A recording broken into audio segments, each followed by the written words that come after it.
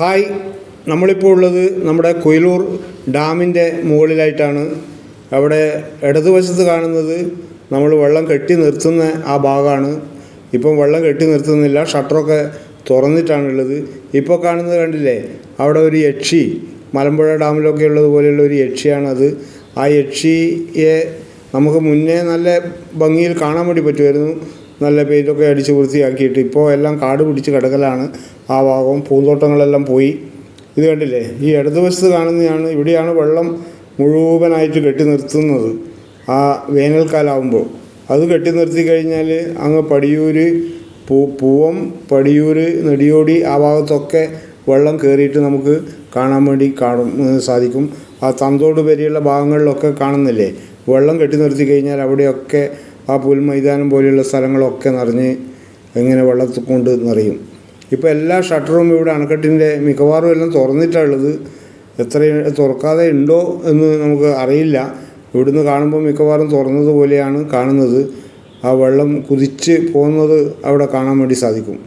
ഇനി നമുക്ക് ഇതിലേ കൂടി മുന്നോട്ട് പോകാം. ഇവിടെയൊക്കെ ഇതിൻ്റെ മുകളിൽ വെള്ളം കെട്ടി നിൽക്കുന്നുണ്ട്. മഴ കുറച്ച് മുന്നേ പെയ്തിട്ടുണ്ട്. അത് ആ ഷട്ടർ തുറന്ന ഭാഗത്തെ കൂടി വെള്ളം അങ്ങ് ഒഴുകിപ്പോകുന്ന ഒരു ഭാഗമാണ് ഇപ്പോൾ കണ്ടത്.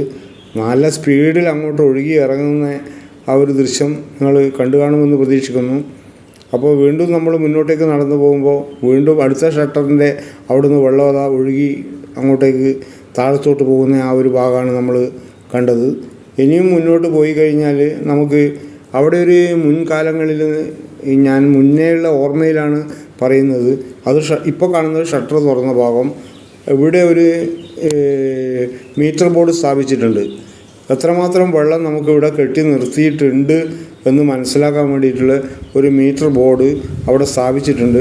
അത് പക്ഷേ ഇപ്പം നല്ല വ്യക്തമായിട്ടല്ല, മുൻകാലങ്ങളിൽ നല്ല ഭംഗിയിൽ പെയിൻ്റൊക്കെ അടിച്ച് നല്ല വൃത്തിയിലായതുകൊണ്ട് നമുക്ക് അവിടെ 20, 30, 40, 50, 60 അങ്ങനെയൊക്കെ നമുക്ക് കാണാൻ വേണ്ടി സാധിക്കുമായിരുന്നു. ഇപ്പോൾ അത് അത്ര വ്യക്തമായിട്ട് കാണാൻ വേണ്ടി സാധിക്കില്ല. അതൊക്കെ ഒരു മങ്ങിയ നിലയിലാണ് ഇപ്പോൾ ഉള്ളത്. അവിടെ നമുക്ക് കാണാം, തൊട്ടടുത്ത ഷട്ടറിനടുത്താണ് ഈ പറഞ്ഞ മീറ്റർ ബോർഡുള്ളത്. കണ്ടില്ലേ, അവിടെയാണ് ഈ മീറ്റർ ബോർഡ്. അത് വ്യക്തമായിട്ട് നമുക്കിപ്പോൾ തെളിഞ്ഞ് കാണുന്നില്ല. അതാണ് ഞാൻ നേരത്തെ സൂചിപ്പിച്ചത്, അത് വ്യക്തതയില്ല അവിടെ. അപ്പോൾ നമ്മൾ വീണ്ടും മുന്നോട്ടേക്ക് നടന്നപ്പോൾ അവിടെ ഒരു കുട്ടികൾക്കൊക്കെ കളിക്കാൻ വേണ്ടിയിട്ടൊക്കെയുള്ള ഒരു അമ്യൂസ്മെൻറ്റ് പാർക്കുണ്ട്. അവിടെ 45 രൂപയാണ് അവിടെ വലിയ മുതിർന്ന ആളുകൾക്ക് ടിക്കറ്റ് പാസിന്.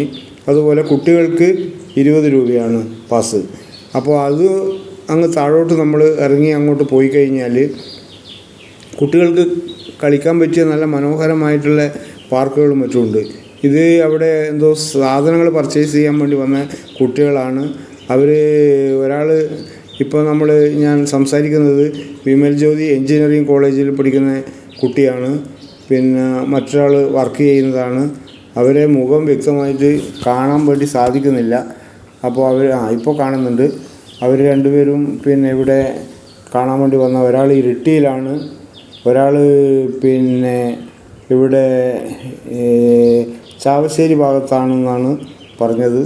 അപ്പോൾ ഇവർ രണ്ടുപേരും ഇവിടെ, ഒരാൾ ഇതിന് മുന്നേ വന്നിട്ടുണ്ട്, മറ്റേയാൾ വന്നിട്ടില്ല. ഒരു ഫ്രണ്ട് കൂട്ടി കൊണ്ടുവന്നതാണ് ഇവിടെ ഇടതുവശത്തുള്ള ആൾ.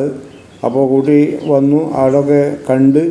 ഇപ്പം മഴയൊക്കെ ആയതുകൊണ്ട് പിന്നെ അത്ര വലിയ ആളുകൾ